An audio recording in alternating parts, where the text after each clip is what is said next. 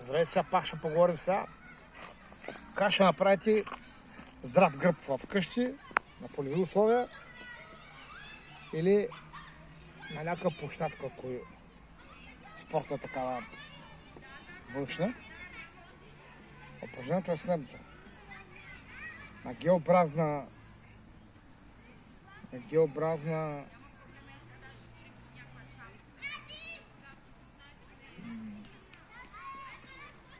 геобразни тръби на площадката правите подхват.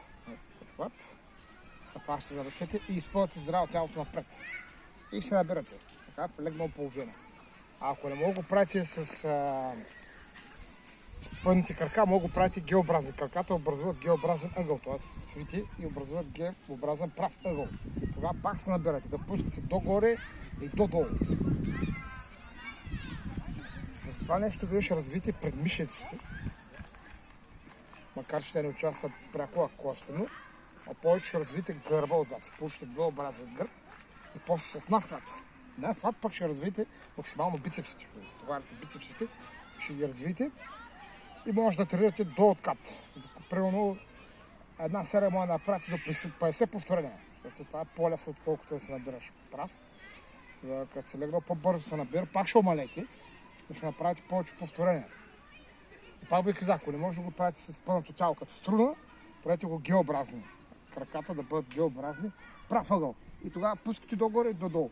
Като в долно положение вдишвате, а в горно издишвате. И ако правите вие това, вие ще изградите един малък гръб, който ще ви спести много ходене в зала и други тренировки допълнителни. Така че това упражнение на Арнолд е много хубаво и ви го препоръчвам да го правите, ако искате да имате здрав и силен гръб. Също участвам в това упражнение и трапеца, но не пряко, а косвено. Аз ви казах в вчерашното видео как вие да направите трапец и предмишници. Така че ако искате да правите това, ще правите това и това. Изпълнено като струна или геобразно в геобразна тръба или уред на площадка външна. Или вие ако имате такива ръковатки, те се продават за успоредка във всеки един хипермаркет за спортни стоки.